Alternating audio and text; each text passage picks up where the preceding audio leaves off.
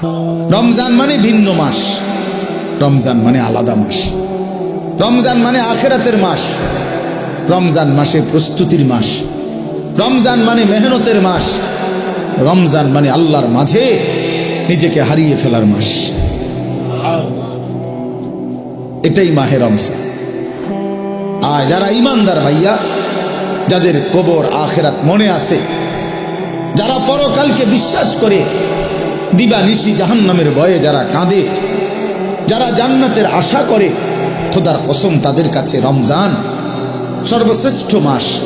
সারা বছর আমরা কিতাবে পড়ছি আল্লাহর প্রিয় বান্দারা, আল্লাহর নেক বান্দারা সারা বছর দিলে দিলে অপেক্ষা করতেন, আল্লাহ আরেকটা রমজান হায়াত দেন, আরেকটা রমজান হায়াত দেন, আরেকটা রমজান, আরেকবার সবে কদর পেতে চাই, আরেকবার এতেকাফ করতে চাই, আরেকবার মাওলা তারাবি পড়তে চাই, আরেকবার 70 গুণ নেকি সব কিছুতে আমি অর্জন করতে চাই। আমার আরেকবার সুযোগ দেন। আমার আখিরাত লম্বা মাওলা, আমার পরকাল লম্বা, অতএব আমাকে আরেকটু সুযোগ দেন। এজন্য রমজান মাস এটা বড় মুবারক মাস, এটা দামি মাস মুমিনের কাছে। সবার কাছে একরকম না, সবার কাছে একরকম না বাবা। যার কাছে যেমন কদরও করে তেমন। আমার একজন উস্তাদ আছেন হযরত মাওলানা মুফতি মুস্তফা মাহমুদি, কুমিল্লা বাগমারা লালমাই এলাকার অনেক বড় আল্লাহওয়ালা হুজুর, আমার উস্তাদ। এই হুজুরে আমরা ছাত্র জীবনে দেখতাম, হুজুরে কইতো আল্লাহ কেমন, যার মনে যেমন, যার মনে যার মনে যেমন, যে দিলে দিলে যেমন ভাবে আল্লাহ তাআলা তার আচরণও তার সাথে করে। আনা ইনদা যন্নি আবদি বি, আল্লাহ নিজে বলেন হাদিসে কুদসিতে, আমি আমার বান্দার ধারণা অনুপাতেই তার সাথে আচরণ করি। আমার বান্দা আগেই কয়, আগেই বলে না সুদে না লইলে, কিস্তি না লইলে। আমার বান্দা নিজেই বলে না কেমনে সংসার চলবো। আল্লাহ বলে আমিও তারে এমনই বানায় রাখি, কারণ তুই তো আমার উপরে কোনো আস্থাই রাখো নাই। তুমি আস্থা রাখছো সুদের উপরে, কিস্তির উপরে, তো তুমি যেমন আমার আচরণও তেমন, আমার আচরণও তেমন। সব ব্যাপারে বান্দা আল্লাহ তাআলার ব্যাপারে ধারণা রাখে যেমন, আল্লাহ তাআলাও তার সাথে আচরণ করে তেমন। তো এই জন্য বললাম মাহে রমজান আমাদের জীবনের সর্বশ্রেষ্ঠ মুমিনের কাছে গুরুত্বপূর্ণ মাস। ইমানদারের হৃদয় এটা, ইমানদারের কলজা এটা, ইমানদারের অপেক্ষা এটা। আমাদের প্রিয় নবী সাল্লাল্লাহু আলাইহি ওয়াসাল্লাম একটানা 2 মাস লাগাতার আল্লাহর কাছে রমজান ভিক্ষা চাইতেন। 2টা মাস। আল্লাহুম্মা বারিক লানা ফি রাজাব ওয়া শাবান ওয়া বাল্লিগনা রমাদান। আয় আল্লাহ, এই 2টা মাসে আমারে হায়াত ভিক্ষা দেন, বরকত দেন, আমারে রমজান পর্যন্ত পৌঁছিয়ে দেন। তাইলে নবী সাল্লাল্লাহু আলাইহি সাল্লাম রজব এবং শাবান মানে রমজানের আগের 2 আরবি মাস আল্লাহর কাছে বরকত চাইতেন হায়াতের, আর রমজান পর্যন্ত পৌঁছতে চাইতেন। আচ্ছা, নবী সাল্লাল্লাহু আলাইহি সাল্লামের 11 মাসের আমল ঘাটতি ছিল কেমন? নবী সাল্লাল্লাহু আলাইহি সাল্লাম 24 ঘন্টার মধ্যে গাফেল থাকতেন কখন? নাউযুবিল্লাহ। আল্লাহকে ভুলে থাকতেন কখন? এক বুজুর্গকে জিজ্ঞাসা করছিল যে আল্লাহ নবী সাল্লাল্লাহু আলাইহি সাল্লাম তসবিহ ব্যবহার করতেন, যে আমরা যে তসবিহ গুনি, তাহলে উনি চমৎকার উত্তর দিছে যে শোনো বাবা, তসবিহ তো ব্যবহার করে সে যে আল্লাহকে ভুলে যায়, ফলে তসবিহ হাতে থাকলে এই তসবিহ তারে আল্লাহর কথা মনে করায় দেয়, তখন সে আবার পড়ে, আবার ভুলে যায়, আবার তসবিহ দেখলে মনে পড়ে। তো তসবিহ তো মনে করায় দেয় আল্লাহর কথা, তো যে ভুলে যায় তাকে না মনে করাবে। তো নবী সাল্লাল্লাহু আলাইহি সাল্লাম তসবিহ পড়তেন কিনা, ব্যবহার করতেন কিনা তুমি জানতে চাইছো, আগে তো তুমি বলো নবী সাল্লাল্লাহু আলাইহি সাল্লাম আল্লাহকে ভুলতেন কখন? তিনি আল্লাহকে ভুলতেন কখন? তিনি তো কখনোই ভুলতেন না। কানা রাসূলুল্লাহ সাল্লাল্লাহু আলাইহি ওয়াসাল্লাম ইয়াযকুরুল্লাহ ফি কুল্লি আহইয়ানিহি। আম্মা জান আয়েশা রাদিয়াল্লাহু তাআলা আনহা বলেন, আল্লাহর নবী সাল্লাল্লাহু আলাইহি সাল্লাম সর্বদাই আল্লাহ তাআলার জিকির করতেন। তাইলে যিনি 11 মাস টানা আল্লাহর ইবাদতে পূর্ণ মনোযোগী থাকতেন, যিনি নবী নিজে বলছেন আনা আ'লামুকুম বিল্লাহ, আমি আল্লাহকে সবচেয়ে বেশি জানি চিনি, আনা আতকাকুম, আমি হচ্ছি তোমাদের মধ্যে সবচেয়ে বেশি আল্লাহকে ভয় করি। তাহলে যার তাকওয়া বেশি, যার ইলম বেশি, যার আমল বেশি, যার 11 মাসের বন্দিগি লাগাতার, সেই তিনি এর পরেও এত নেকি এত বন্দিগি থাকার পরেও নবীজি রমজানের অপেক্ষা করতেন 2 মাস। আর আমাদের 11 মাসের হালাত কি? আমাদের হালাত কি? আমাদের নেকি কোথায়? আমাদের গুনার ভিড়ে নেকি তো খুঁজে পাওয়া যাবে, নেকি তো খুঁজে পাওয়া যাবে না। আমাদের তো গুনায় গুনাহ, গুনাই গুনাহ, গুনাই গুনাহ, উঠতে বসতে চলতে ফিরতে নাফরমানি আমাদের বেশি। অতএব আমাদের জন্য এর চাইতে বেশি রমজানের অপেক্ষা করা উচিত, কারণ রমজান আমার গুনাহ ধুয়ে মুছে সাফ করে দিবে, রমজান আমার নেকির পাহাড় জমায়ে দিবে। এই জন্য দয়া করে আমরা প্রত্যেকে ইনশাআল্লাহ এই প্রথম কথা আমার রমজানের জন্য দিল থেকে দোয়া করবেন, বলেন ইনশাআল্লাহ। এইটা হলো 1 নাম্বার কথা, 1 নাম্বার ডিউটি। এখন থেকে আর বাকি কয়টা দিন প্রত্যেক দিন আল্লাহর কাছে বলেন, আল্লাহ আর কয়টা দিন হায়াত ভিক্ষা দেন, আর কয়টা দিন হায়াত দেন, রমজান না দেখাই আমারে কবরে নিয়েন না মাওলা। আমি রহমত মাগফিরাত নাজাত পেতে চাই, আমি 70 নেকি পেতে চাই, আমি সবে কদর পেতে চাই, আমি ইতিকাফ পেতে চাই, আমি রমজানের রহমত মাগফিরাত নাজাত পেতে চাই। আমারে এত কাছে আইনা 17-18 দিন সামনে রাইখা আমারে কবরে নিয়েন না। এটা আমাদের প্রথম দোয়া। 2 নাম্বার কথা হলো, আল্লাহ পাক রব্বুল আলামিন রমজানের গুরুত্ব বলতে গিয়ে এইখানে ডাইরেক্ট সরাসরি আল্লাহ নিজে বলছেন। এই আয়াতটা সূরা বাকারার 185 নম্বর আয়াত অংশ বিশেষ। আল্লাহ তাআলা বলেন, শাহরু রমাদান, এই যে রমজান মাস, শাহরু অর্থ মাস, রমাদান মানে রমজান। তো রমজান মাস, এই কথাটা আল্লাহ পাক এই মাসটার এতটা দাম যে আল্লাহ নিজেই এই মাসের নাম উল্লেখ করেছেন। এই কোরআনুল কারিমে আরবি 12 মাসের মধ্যে আর কোন মাসের নাম কোরআনে নাই, শুধু এইটাই আছে। মুহররম, সফর, রবিউল আউয়াল, রবিউল সানি, আরো মাস আছে না আরবি, এগুলোর নাম নাই।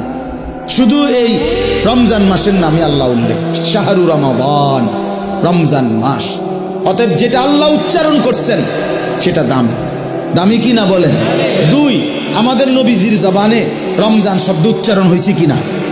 নবীজি বারবার বলছেন, ইজা দাখালা রমাদান, যখন রমজান আসে, ফুতিহাত আবওয়াবুর রাহমা, আবওয়াবুল জান্নাহ, রহমতের সব দুয়ার আল্লাহ খুলে দেয়, জান্নাতের সব দুয়ার আল্লাহ খুলে দেয়। ওয়াগুল্লিকাত আবওয়াবুন নার, জাহান্নামের দরজা বন্ধ করে দেয়। ওয়াসুলসিলাতিশ শায়াতিন, শয়তানগুলোকে শেকলে বন্দী করে দেয়।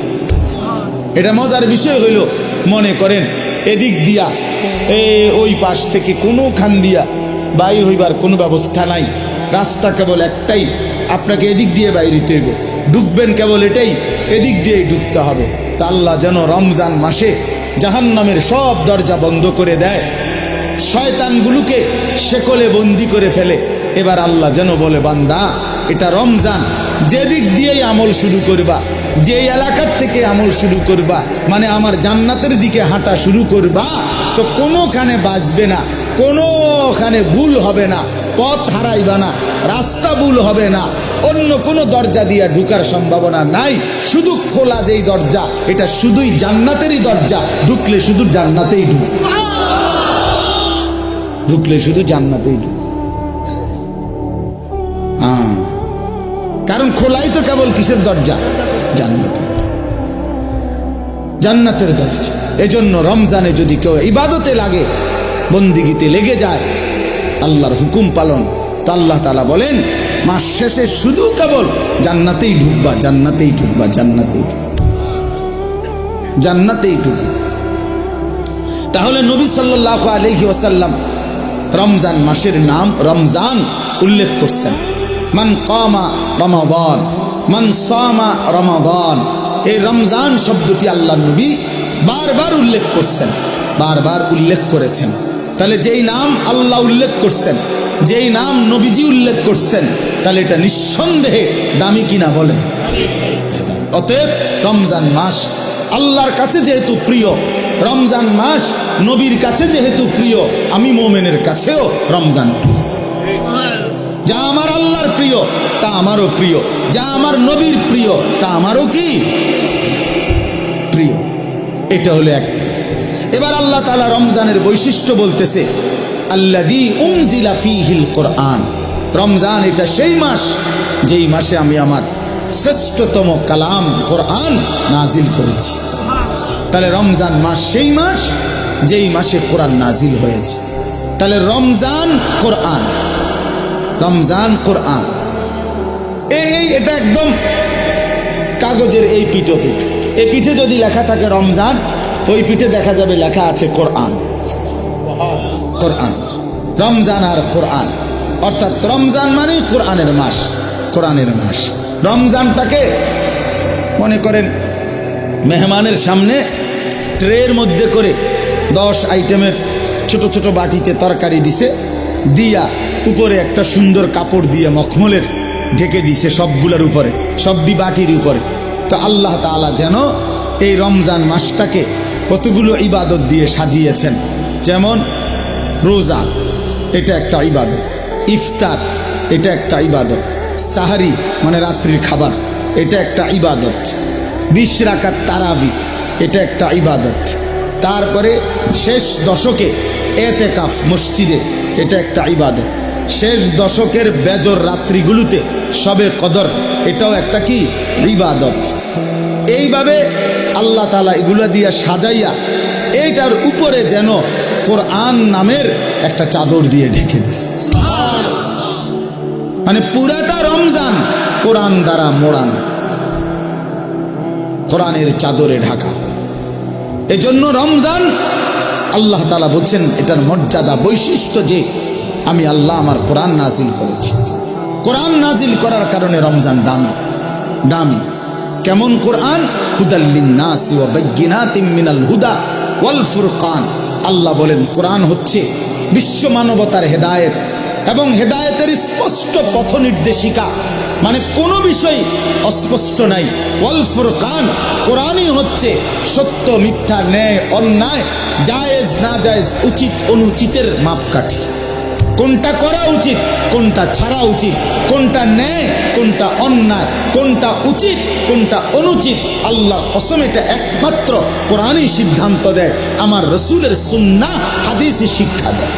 এজন্য কোরআন সুন্নাহ থেকে যে বঞ্চিত, কোরআনের জ্ঞান যে পায় নাই, রসুলের হাদিস যে শিখে নাই, আল্লাহর কসম সে ন্যায় অন্যায় চিনতেই পারে না। কোরআনবিহীন সভ্য হয় না, কোরআনবিহীন আখলাক হয় না, হতেই পারে না। পৃথিবীর আর কোনো বই দিয়া হবে না, হালাল হারাম বুঝবে না। পরে তো উচ্চ শিক্ষিত, কথা তো বলে শুদ্ধ, রেজাল্টও খুব ভালো, শব্দ উচ্চারণ চমৎকার, কিন্তু আজকে 5 বছর একটা মেয়ের সাথে সম্পর্ক, হাঁটে চলে মেয়ের সাথে, এটা যে হারাম এইটাও তার আন্দাজের মধ্যেই নাই। কারণ কোরআনের জ্ঞান না থাকার কারণে, কোরআন না থাকার কারণে হালাল হারামের পার্থক্য বুঝার অন্য কোনো জ্ঞান তার কাছে নাই। এই জন্য কোরআনই একমাত্র মানুষকে ন্যায় অন্যায় শেখায়। ওয়াল ফুরকান। আমরা চ্যালেঞ্জ করলাম, আমি চ্যালেঞ্জ করলাম, তোমরা ছেলেরা যারা স্কুলে পড়ো, কলেজে পড়ো, ইউনিভার্সিটিতে পড়ো, প্রিয় বন্ধু চলো সিদ্ধান্ত নিয়ে তুমি দেখাও যে কোরআনের মতো আরেকটি কিতাব বই আছে যেখানে সত্য মিথ্যা, আলো অন্ধকার, ন্যায় অন্যায়, হালাল হারাম শিখায়। আমার জীবনের করণীয় কি, বর্জনীয় কি, আমার জীবনের উচিত কি, অনুচিত কি, আমি কি করা উচিত, আমি কি বর্জন করা উচিত, এটা শিখায় এমন কোনো বই আল্লাহর জমিনে নাই কোরআনবিহীন। হাদিসবিহীন, নবীর তরিকাবিহীন নাই। এটা নাই হইতে পারে না। আমরা পড়ছি জেনারেল লাইন, আমি তো কুমিল্লা ভিক্টোরিয়া কলেজ থেকে মাস্টার্স পাস করছি, জেনারেল লাইনের পুরা পড়ালেখা করছি, সায়েন্স বিজ্ঞান বিভাগ থেকে তো এসএসসি পাস করছি, বিজ্ঞান পড়ছি আমি। অতএব বলো ভাইয়া, ভালো রেজাল্ট করছি আলহামদুলিল্লাহ, সব রেজাল্ট ভালো। তাহলে এই জন্য বললাম, আল্লাহর কোরআন থেকে বঞ্চিত এই রমজানের সামনে আলোচনায় এটা আল্লাহর জন্য উল্লেখ করছে, বান্দা সর্বশ্রেষ্ঠ মাসে সর্বশ্রেষ্ঠ কিতাব কোরআন আমি নাজিল করেছি। তাইলে মানুষ হলো সর্বশ্রেষ্ঠ আল্লাহর সৃষ্টি, কোরআন হলো সর্বশ্রেষ্ঠ কিতাব, রমজান হলো সর্বশ্রেষ্ঠ মাস। অতএব সর্বশ্রেষ্ঠ যেই মানুষটা আল্লাহর কোরআন থেকে বঞ্চিত, খোদার কসম, সুম্মা রাদাদনাহু আসফালা সাফিলিন, আল্লাহ বলে এবার আমাকে ছেড়ে দিলা, কোরআন ছেড়ে দিলা, তো আমি তোমাকে একেবারে নিকৃষ্ট থেকে নিকৃষ্ট স্থানে তোমারে পৌঁছায় দেব, নিকৃষ্ট থেকে নিকৃষ্ট স্থান। এই জন্য দয়া করে আজকে আমি এই একটা কথাই শেষে বলতে চাই, অনেক কিছু বলা দরকার, কিন্তু একটা প্রসঙ্গ শুধু বলতে চাই যে রমজান আমাদের সামনে। একে তো রমজানকে কদর করা উচিত, রমজানে ইবাদত আখিরাতের প্রস্তুতি নেওয়া। আর বিশেষভাবে অনুরোধ করছি আপনাদের কাছে, ছেলেদের বাবাদের, যে আল্লাহর কোরআন যাদের অশুদ্ধ, কোরআন শরীফ যারা পড়তে পারেন না, কোরআন শরীফের জ্ঞানের সাথে যাদের কোনো সম্পর্কই নাই, আপনারা আরেকবার ঘুরে দাঁড়ান, আরেকবার ঘুরে দাঁড়ান। কোরআনের মাসে কোরআনকে ইজ্জত করেন, তাহলে আল্লাহ বরকত দিবে। যার কোরআন, আপনার বয়স 90 বছর হোক আর 9 বছর হোক, ছেলেরা বাবা তোমরাও, পর্দার আড়ালের মা বোনরাও, বয়স্ক বাবারাও, আমরা প্রত্যেকেই রমজান আমাদের সামনে, সবাই সবার সুবিধা মতো ইমাম সাহেবের কাছে, কোনো আলেম দ্বীনের কাছে, কারো না কারো কাছে আল্লাহর কোরআন শিখেন, কোরআন শরীফ সহি শুদ্ধ করেন। এটা উচিত, এটা ইনসাফ বাবা, এটা ইনসাফ। কোরআনের জ্ঞান যার মধ্যে নাই, 60 বছর 30 বছরে যে আল্লাহর কোরআন দেখে দেখেও পড়তে পারে না, আহা বন্ধু, তার আফসোস ছাড়া জীবনটা আর কিছুই হইতে পারে না, কি হইতে পারে না। ওই মানুষটা নিয়ে আসেন, চেয়ার দেন, চেয়ার, ওই চেয়ারটা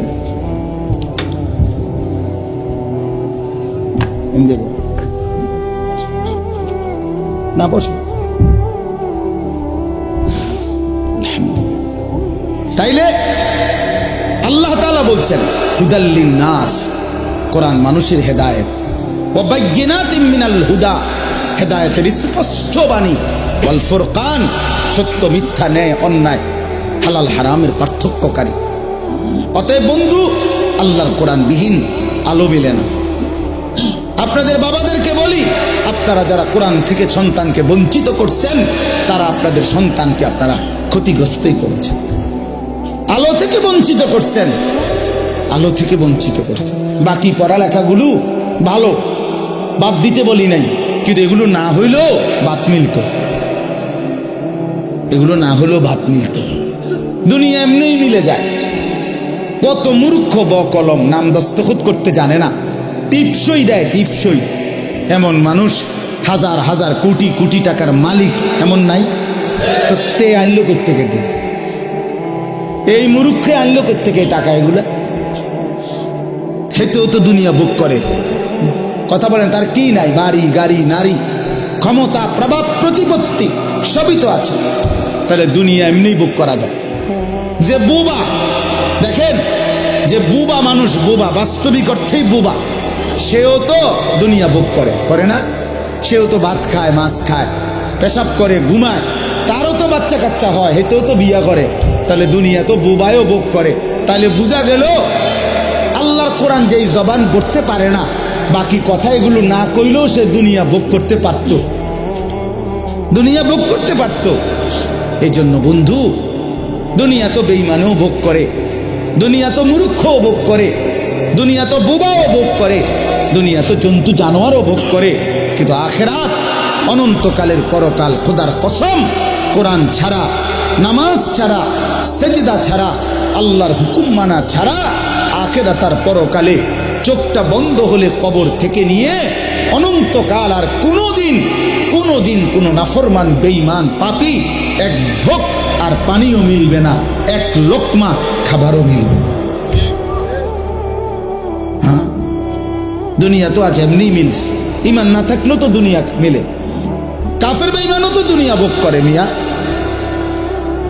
অতএব এই আমার শেষ কথা, দয়া করে এটা ভাবতে শিখেন।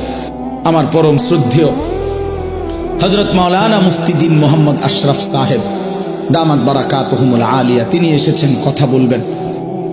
মনোযোগ সৃষ্টি হয়, অনুভূতি জাগে, বিবেক জাগে, আস্তে আস্তে নিজের পরিবর্তন নসিব হয়।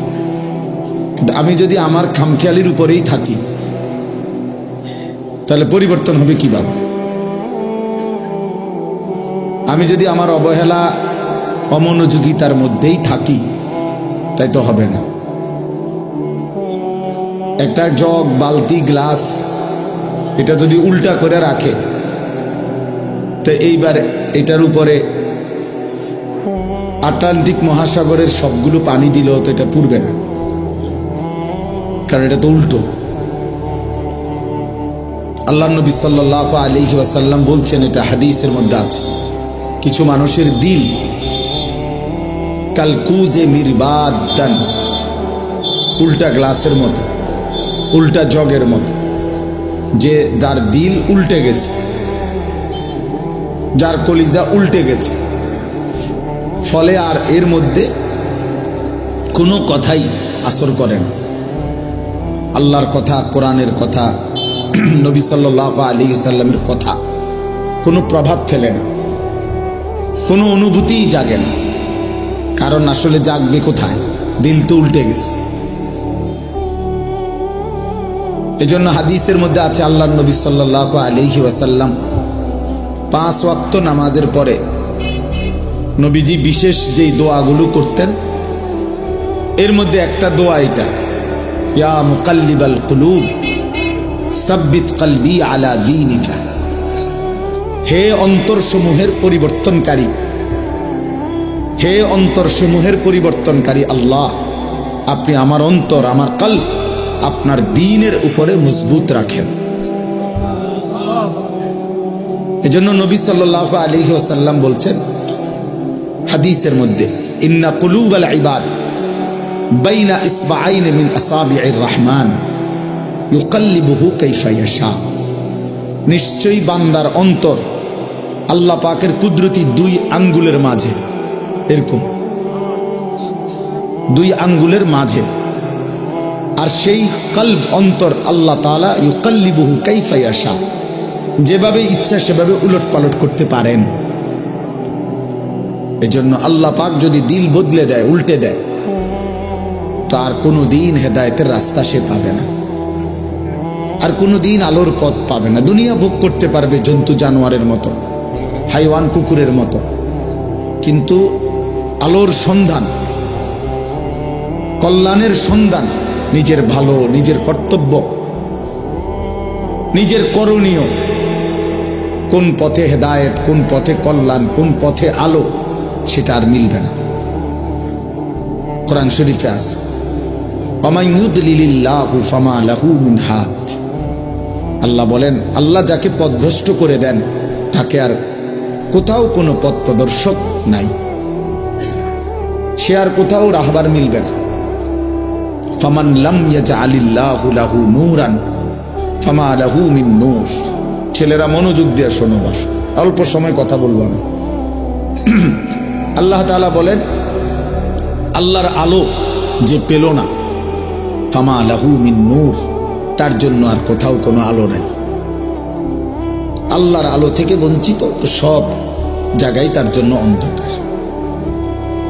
আল্লাহ তাআলা কোরআনুল কারীমের মধ্যে বলছেন, যারা নাফরমানি করছে তাদের সারা জিন্দেগীর যাবতীয় কাজকর্ম কারামাদিন ইশতাদ্দাত বিহির রিহু ফি ইয়াউমিন আসিফ, ওই রকম ছাইয়ের স্তূপের মতো, যেখানে কোনো ব্যক্তি ছাই বোঝেন তো না, চুলার লাকড়ির ছাই, ছালি আর কি, এই ছাইয়ের স্তূপ দিছে রাস্তার এখানে, মনে করেন অনেক ছাইয়ের স্তূপ, হঠাৎ করে একটা জড়ো বাতাস, জোরে বাতাস আসছে, এক বাতাসে ছাই উড়ে ছিন্ন ভিন্ন হয়ে গেছে, আর কোনো নাম নিশানা নাই। আল্লাহ নবী সাল্লাল্লাহু আলাইহি সাল্লাম বলেন, নাফরমান বেঈমান পাপীর যাবতীয় আমল কর্মকাণ্ড সবকিছু এরকম স্তূপকৃত ছাইয়ের মতো, যেটা একটা বাতাস এসে এক নিমিষে উড়ায় গেছে, আর কিছুই নাই তার। একদিন মৃত্যুর সাথে সাথে দেখবে আর কিচ্ছু, এই ভাত মাছ চাল ডাল পেশাব পায়খানা, খাট পালং সোফা ফার্নিচার, মোবাইল মোটরসাইকেল, হ্যাঁ হাসি নারী ছবি নাচ গান, খালাস, মরে গেছে, তার কিছুই নেই, আর কিছুই নেই। এরপরে কবরে গিয়ে দেখবে কিছুই নেই, কিছুই আর নেই। এই জন্য বাপ, এটা গুরুত্বপূর্ণ বিষয়। যেমন না হওয়া, যে আল্লাহ আমার দিল উল্টায় দিছে, এমন পাষাণ না হওয়া যে আমার অন্তরে কোনো কথাই ঢোকে না। এটা ভাবলেই বোঝা যায় মানুষ। প্রত্যেকেই অনুভব করতে পারি, আমরা নিজের দিলে নিজেই বোঝাপড়া করতে পারি যে আসলে আল্লাহর কথা আমার দিলে কেমন লাগে, আখিরাতের কথা বললে আমার অন্তরের অবস্থা কেমন হয়। কবরের কথা, কবর দেখলে, মৃত্যু দেখলে, লাশ দেখলে, জানাজা দেখলে আমার কলিজার মধ্যে কোনো অনুভূতি জাগে কিনা, হৃদয়টা নরম হয় কিনা। রাসূলুল্লাহ সাল্লাল্লাহু আলাইহি সাল্লাম বলছেন,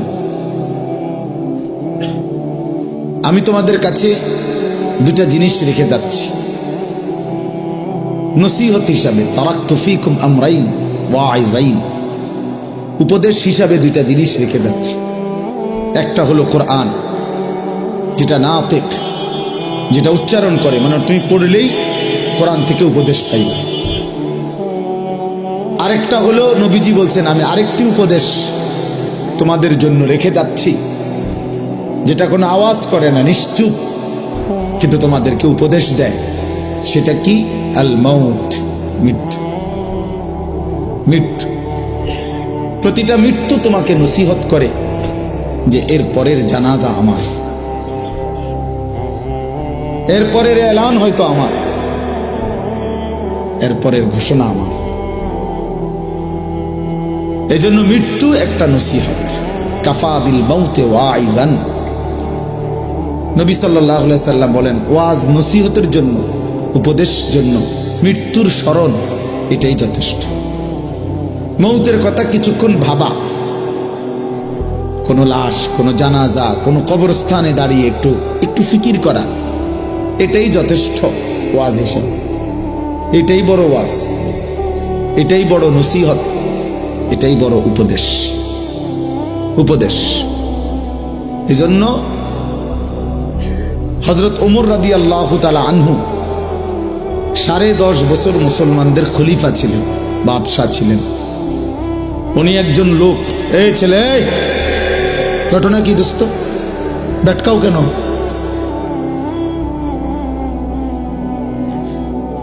ফাজলামি করলে চলে দাও, আরো দুজন মানুষের জায়গা দাও, বেচারা কষ্ট করে দাঁড়ায় রয়েছে।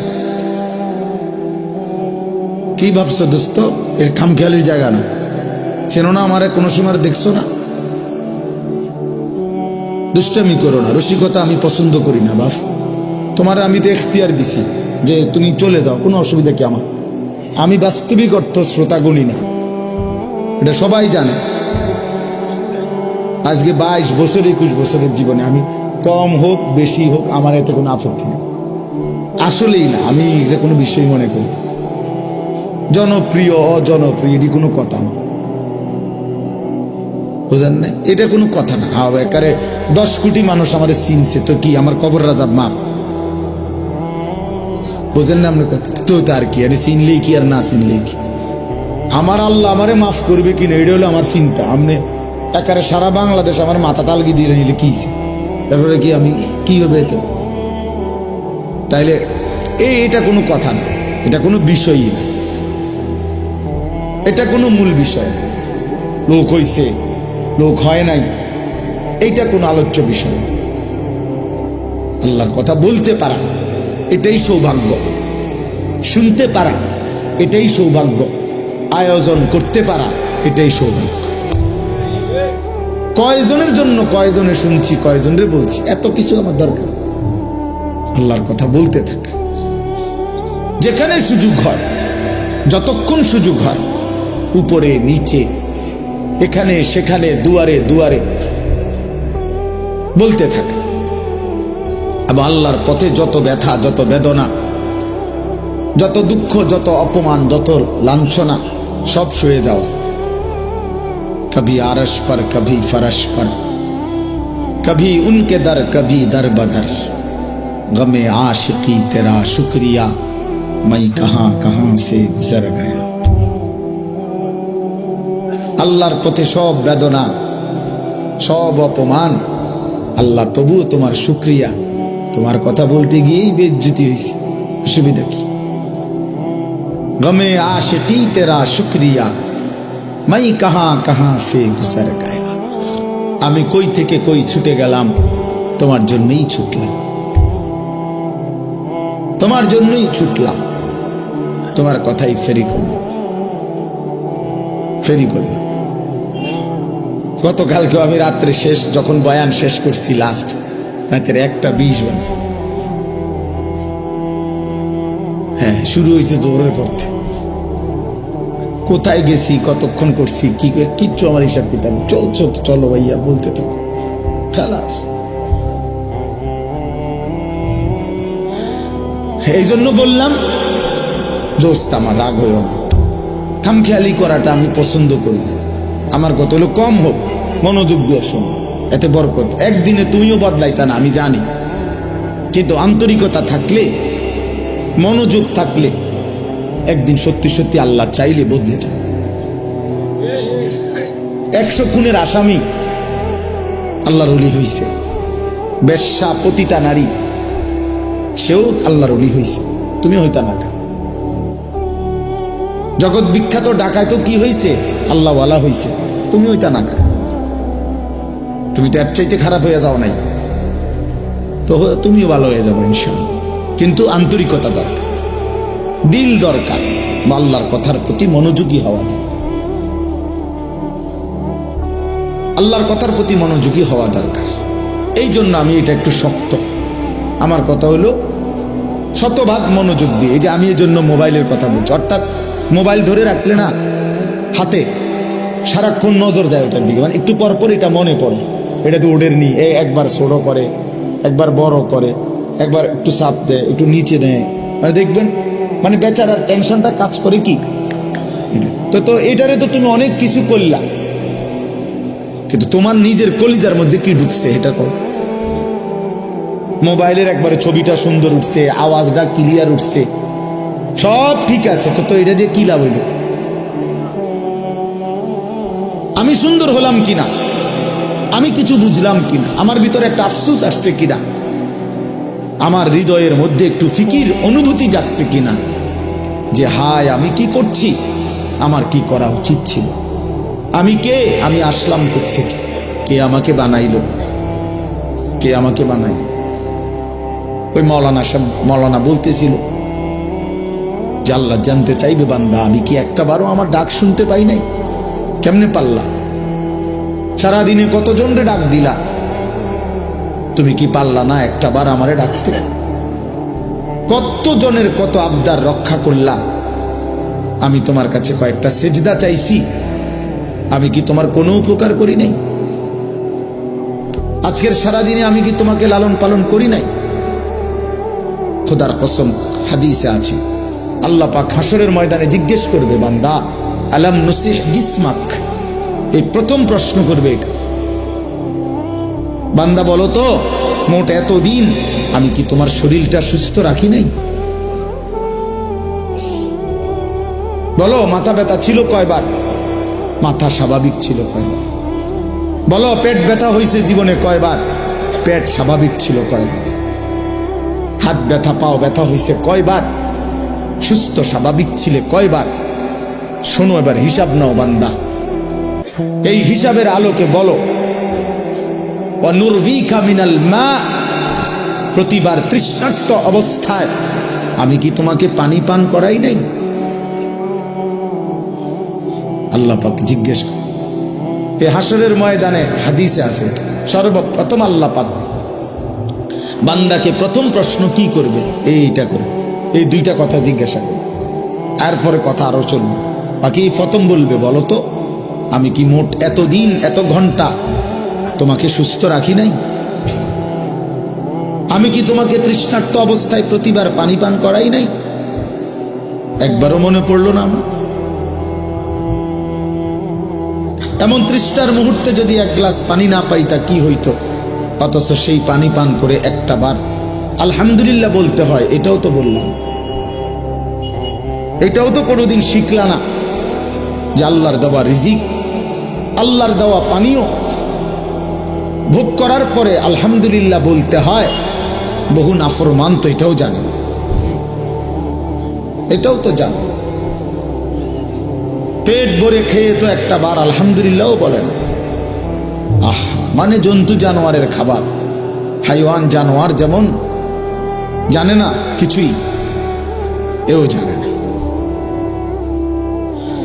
এই জন্য বাপ চলেন আমি আমার আয়াতটা বলি।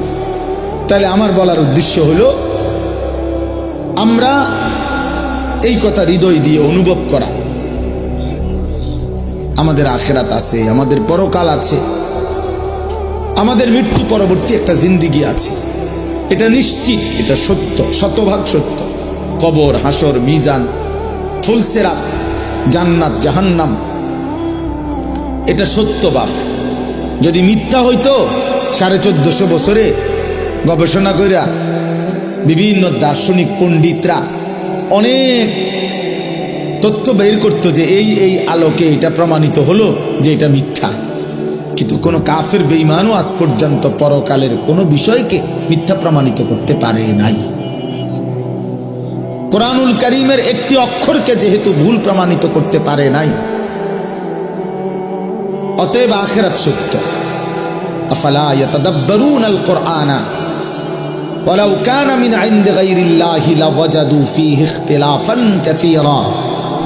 আল্লাহ বলে, আমার বান্দারা কোরআন পড়ে দেখো না কেন, কোরআন গবেষণা করছো না কেন, দেখো না এক একটা আয়াত মিলায়া দেখো। যদি এই কোরআন অন্য কারো কাছ থেকে আসতো আমি আল্লাহ ব্যতীত, তাহলে যেই কোনো চিন্তাশীল বুদ্ধিমান ব্যক্তি গবেষণা করলেই তার মধ্যে অসংখ্য ভুল ত্রুটি ভ্রান্তি খুঁজে পেত। আল্লাহ ভিন্ন যেই লেখে, যেই বলে, তার কথা বক্তব্য লিখনির মধ্যে ভুল হয়ই হয়। 1 লক্ষ কথাও যদি সঠিক হয়, 10টা কথা ভুল হয়, ভুল হয়। আমরা একেবারে আমগো যে কোনো ওয়াইজেরও আমরা যদি খেয়াল করে এখন আপনি হয়তো কইতে পারবেন যে হুজুর এই শব্দটা এমনি না করলে ভালো হইতো, এটা এমনি করলেও ফাটতো। কথা বুঝেন নাই আমার? আমি হয়তো বুঝছি এমনি কইছি, আপনার বিবেচনায় যে না এটা এমনি করলেও পারতো। কিন্তু এমনও কোরআনুল কারীমের মধ্যে এমনও কোনো কথা, একটা লাইন, একটা শব্দ এমন নাই যে পৃথিবীর কোনো ইমানদার কিংবা বেঈমান এটা বলছে যে এই শব্দটা এটা না কইয়া এটা করলে ভালো হইতো, এমনও না। এইটাই সত্যম, এখানে এইটাই, যেখানে যেটা ওইখানে ওইটাই। এখানে এর চাইতে সুন্দর শব্দ নাই, এর চাইতে চমৎকার উপস্থাপনা হইতে পারে না, এর চাইতে চমৎকার শব্দের গাঁথনি, একটার পর একটা শব্দ চয়ন এর চাইতে চমৎকার হইতে পারে না। সকল গুণে, সকল বিবেচনায়, সর্বগুণে কোরআন শ্রেষ্ঠ। যত ভাবে, যত ঢঙ্গে, যত রঙ্গে দেখুক না কোরআন, কোরআনই শ্রেষ্ঠ। আল্লাহ বলছেন কেন? কেন এটা আমি আল্লাহর পক্ষ থেকে আসছি, আর আমি সেই মালিক, ইয়ালামু মা বাইনা আইদিহিম ওয়া মা খালফাহুম। আমি সামনেও জানি, পিছনেও জানি, কিয়ামত পর্যন্ত পৃথিবীর শেষ হালাত আমি তো জানি। তো কাজেই আমার কথার মধ্যে ভুল ভ্রান্তি অযৌক্তিক হবে কেমনে? পৃথিবী আধুনিক হইতে হইতে কই যাইয়া পৌঁছবে এটা আল্লাহ জানে না? তো তাইলে এই জন্য বাপ কোরআনুল কারীমের কথাই শ্রেষ্ঠ কথা। আফালা ইয়াতাদাব্বারুনাল কুরআনা আম আলা কুলুবিন আকফালুহা। আল্লাহ বলেন, হায় বান্দারা, কি হলো তোমাদের? তোমরা যে কোরআন পড়ছো না, কোরআন গবেষণা করছো না কেন? নাকি তোমাদের অন্তরগুলো তালাবদ্ধ? আম আলা কুলুবিন আকফালুহা, নাকি তোমাদের দিলগুলো তালা মারা? এই বাপ ভাইয়া, ছেলেরা, বাবারা, মুসলমান হওয়ার পরও যারা কোরআন পড়েন না, বুঝেনও না, 2-4 লাইন শব্দ তেলাওয়াতও করেন না, সত্য কথা হইল আপনার কোনো দিল নাই, আপনার আসলেই কোনো অন্তর নাই।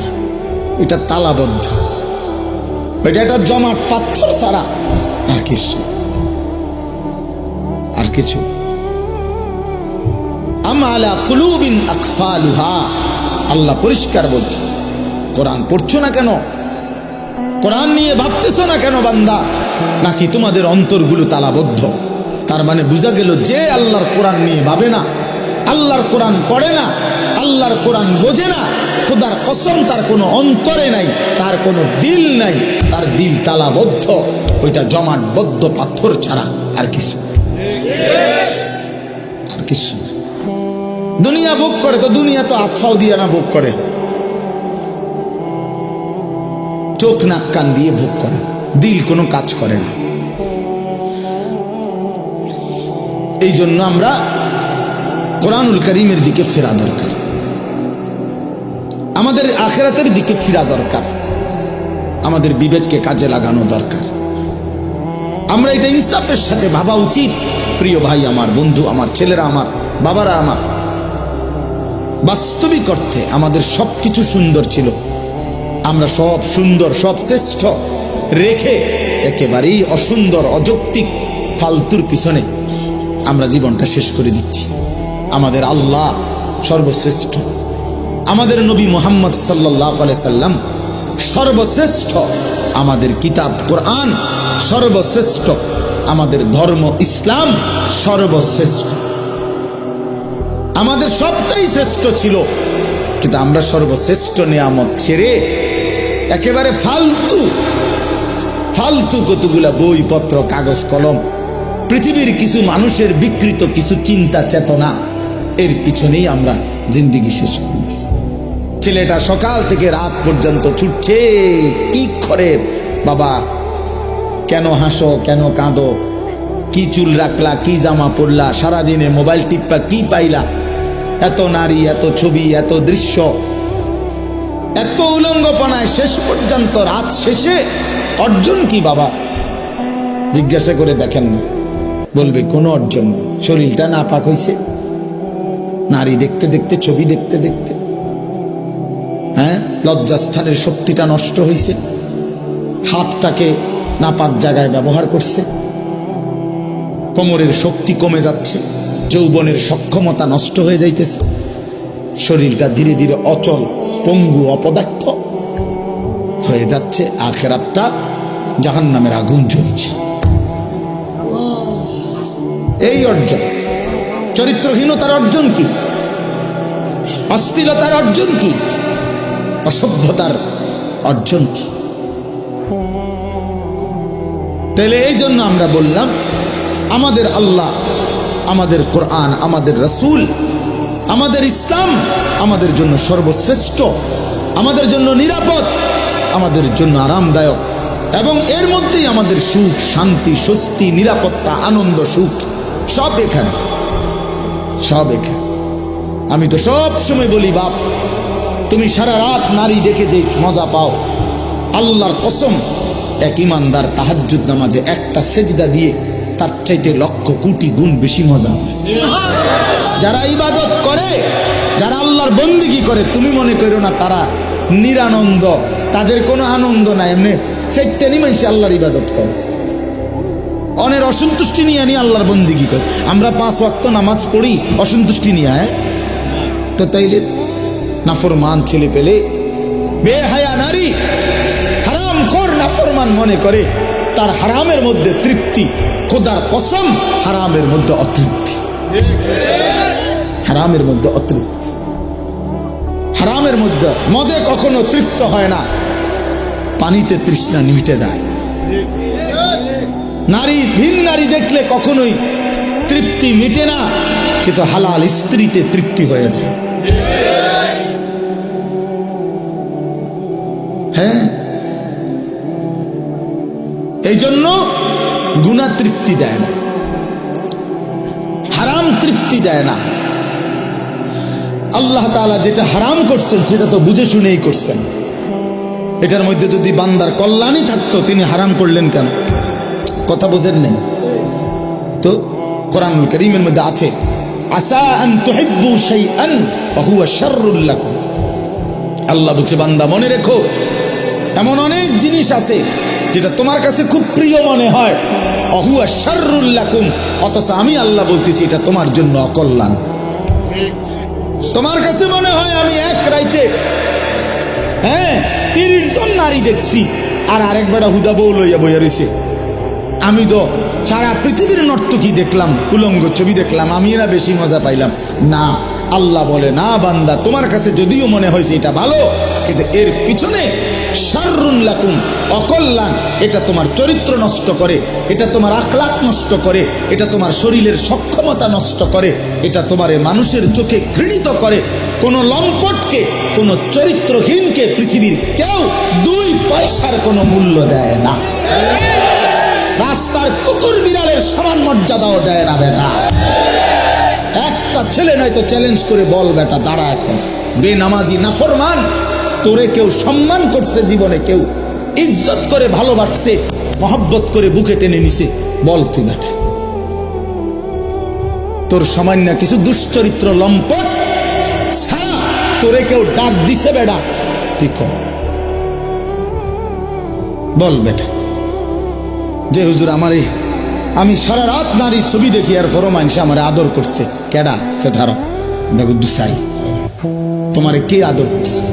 কে তোমারে সম্মান করে? কে তোমারে দেখলে বলে আহা ছেলেটা কতটা ভালো?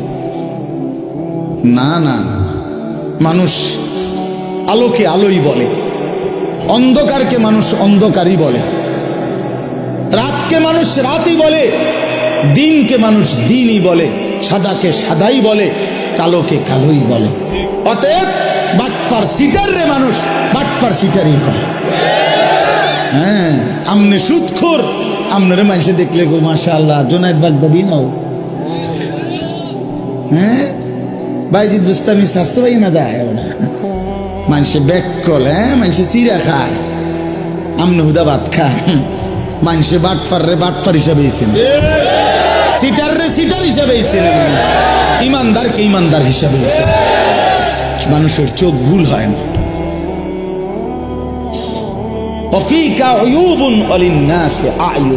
আরবি ভাষার প্রবাদ এটা। আরবি ভাষায় বলে আর কি, ওয়াফিকা উয়ুবুন ওয়ালিন্নাসি আয়ুনুন, তোমারও দোষ আছে, মানুষেরও চোখ আছে। এটা একটা আরবি প্রবাদ। তোমারও কি আছে? মানুষেরও চোখ আছে, চোখ চোখ আছে। কেমনে আড়াল করবা? রাতের অন্ধকারে গুনাহ করে। আল্লাহর নবী বলছে, খোদার কসম নবী বলছে, উম্মত অন্ধকারের একাকিত্বের গুনাহ দিনের আলোয় আল্লাহ চেহারায় ভাসিয়ে দেয়।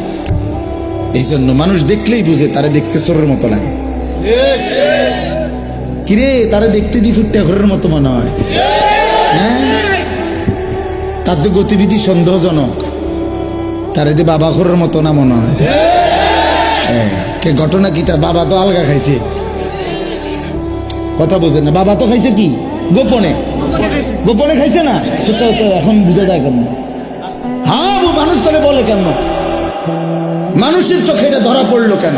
এটা আল্লাহ তাআলা এই নাফরমানের চেহারার মধ্যে গুনার চিহ্ন ভাসায় দেয়।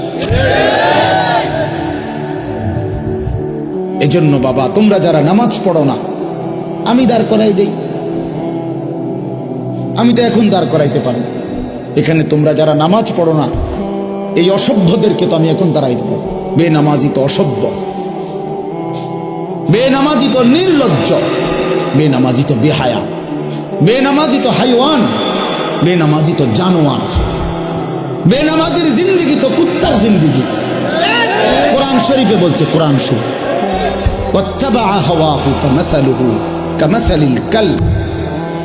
আল্লাহ বলছে, মনের ইচ্ছা মতো যে চলে তার উদাহরণ কুত্তার মতো। কোরআন শরীফের আয়াত।